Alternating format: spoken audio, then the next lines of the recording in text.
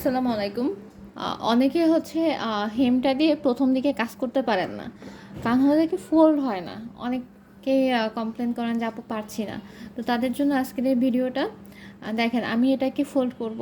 তো ফোল্ড করার জন্য দুইভাবে আপনারা করতে পারেন। প্রথমত এখানে একটা হালকা তেরসা কেটে আপনি যখন এখানে কাপড়টা এরকম দিবেন অটোমেটিকলি ফোল্ড হয়ে যাবে। অথবা আপনি এটাকে ফার্স্টে জাস্ট এতটুকু ফোল্ড করে, আমার মোবাইল স্ট্যান্ডটা খুবই ডিস্টার্ব করে, দুঃখিত, আমি একটু ঠিক করে নিই। তো আমি হলো প্রথমে হালকা একটু ফোল্ড করে আমি হলো যে ভিতরে ইনসার্ট করে দেবো, তারপর দুইটা স্টিচ হলো যে আমি এমনি হলো কি দিব, ঠিক আছে, হেম দিয়ে দিব না, জাস্ট এমনি দিব। আমি পুরো আনকাট ভিডিও দেওয়ার চেষ্টা করতেছি যাতে আপনাদের বুঝতে অসুবিধা না হয়। তো এরপরে দেখেন এই যে জাস্ট অল্পটি দিলেন, আপনি এখানে চাইলে ব্যাক স্টিচটাও দিয়ে নিতে পারেন।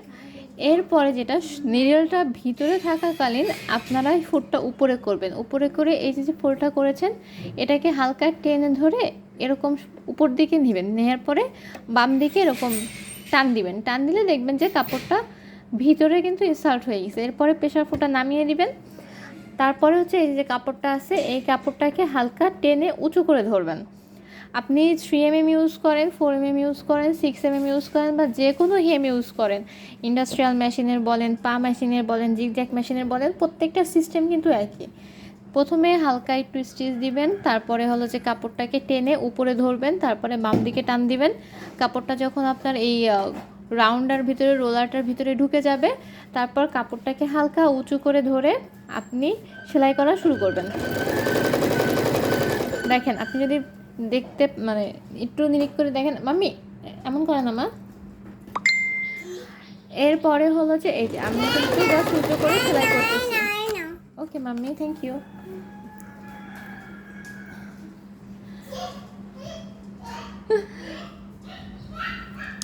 ভিডিও করা অনেক কষ্ট, ছোট বেবি তো, যাই হোক। এই যে আপনি যত সেলাই করেন না কেন আপনার কোনো প্যারা নাই, আপনি জাস্ট এই যে কাপড়টা একটু উঁচু করে ধরে রাখবেন, এটাই হবে। তবে হ্যাঁ, এই উঁচু করে ধরাটাই হচ্ছে মেন টেকনিক। আমি দেখেন একটুখানি হাতটা ছেড়ে দিয়েছি, কাপড়টা ফোল্ড ছেড়ে দিয়েছে, এই দেখেন এখানে দেখছেন কি সুন্দরভাবে ফোল্ড হয়েছে। আর এটাকে ছেড়ে দেওয়ার কারণে ফোল্ড হয়নি। তো আমি এটাকে আবার ব্যাক সাইডে নিয়ে যে আবার হলো যে সেলাই দিব, সেলাই দিয়ে আবার হলো যে আমি নিডলটাকে ভিতরে ঢুকালাম, ঢুকায় এটাকে আবার ফোল্ড করে দিয়েছি, ফোল্ড করে দিয়ে এই যে ধরে রাখছি। এক কথায় আপনাকে এখানে কাজটা করতে হবে, এখানে আপনি যতটুকু ফোল্ড আসলে হবে ততটুকু কাপড়ই হলো যে উঁচু করে রাখতে হবে। তুমি পারছো না? পারবে, আপুর কাছে নিয়ে যাও, দেখো আপু শিখিয়ে দেবে মাম্মা। এই যে